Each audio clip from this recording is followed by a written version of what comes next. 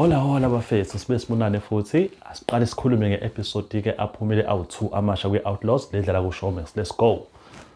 So just before you go any further, ngicela ningakhohlwa ukusubscribe and press the like button or the bell button so nizokwazi ukuthola notifications whenever I drop these videos. So as we have seen, uSihle lo wakwabiyela benoloruwo lona ojumuduma ukujotsha inkomo hlale leSuthu, their relationship is actually on fire and abayeki bafethu. Iyaqhubeka. It's just blossoming. Baqhubeka bazwana.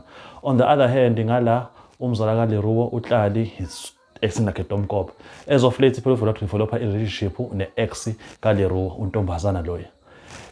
Angazi ukuthi bahlangene ngani ukuthi yini ngaka but kugcine sekuvelile ukuthi kahle kahle untombazana ubusy. Hlebela lo, hlale lo ukuthi lalela wena.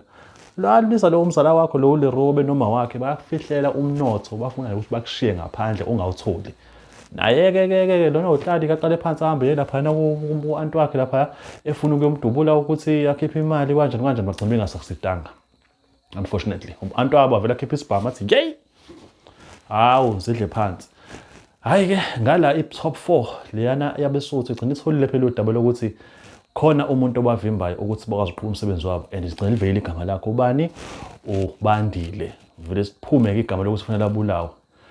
Kuse kusenjalo-ke phela-ke uMakaLeruo amtshela ukuthi ngiphuma kwi-meeting yama-top 4 laphayana liphumile igama lomuntu kahle kahle kufanele abulawe and yazuba uBandile uyena lokufanele abulawe. Hayi qale lapho indaba uMakaLeruo wathi weLeruo wena uzoyenza lento Leruo wathi uyanqaba athi hey ngeke ngiyenze leyo nto man. Lapho uLeruo I believe ukuthi he actually doesn't know ukuthi uSihle uyisihlobo nakaBandile but wathi wema ngeke ngize ngikwazi ukuthi ngiyenze leyo nto.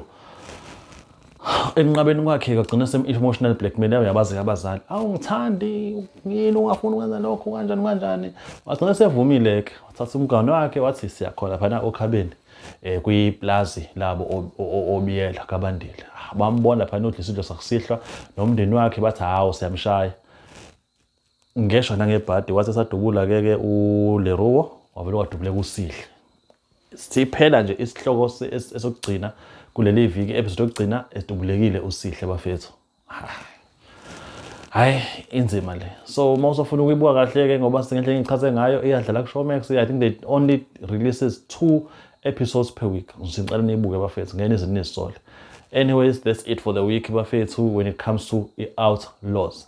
Please ningakhohlwa ukuthi niyibuke. Well, I think that's it for tonight or for today or for this morning rather.